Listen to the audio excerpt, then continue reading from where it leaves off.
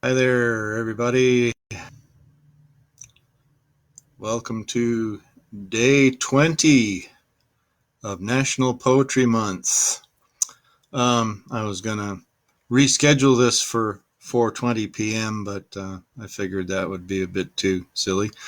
But happy 420, whatever you're up to today. I hope you're enjoying yourself. I'm going to read you a poem by Mary Oliver. I know that is going to give pleasure to a lot of my friends who are big fans and piss off some of my friends who are the opposite. I do remember a conversation I had with a very good Seattle poet who shall remain nameless. I was arguing something like, just because a poet is popular doesn't mean that poet is a bad poet. I mean, look at Mary Oliver. And this nameless poet said, Mary Oliver. You know, I heard that Jewel recently published a book of poems. Well, I haven't read Jewel's book, but I still think that Mary Oliver is an important poet and somebody worth reckoning with. I have read a lot of her poems, including one that I convinced my friend was actually a good poem.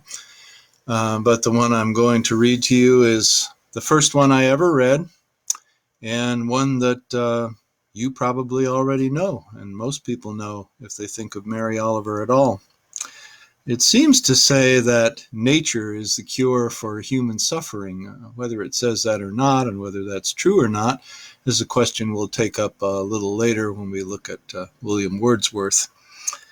But I'm not sure it does say that. The way I interpret the last few lines is that a strategy for dealing with loneliness in particular is to identify yourself as belonging to things rather than to other people.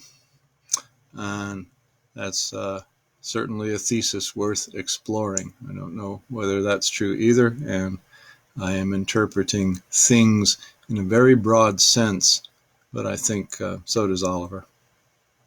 The poem is Wild Geese. You do not have to be good. You do not have to walk on your knees for 100 miles through the desert repenting. You only have to let the soft animal of your body love what it loves. Tell me about despair, yours, and I will tell you mine. Meanwhile, the world goes on. Meanwhile, the sun and the clear pebbles of the rain are moving across the landscapes, over the prairies and the deep trees, the mountains and the rivers. Meanwhile, the wild geese, high in the clean blue air, are heading home again. Whoever you are, no matter how lonely, the world offers itself to your imagination, calls to you like the wild geese, harsh and exciting, over and over, announcing your place in the family of things. And I hope that in these quarantine times, whatever you're doing, you are letting the soft animal of your body love what it loves. I like the poetry there. I'll be back tomorrow with a different poem by a possibly more acceptable poet. See you then.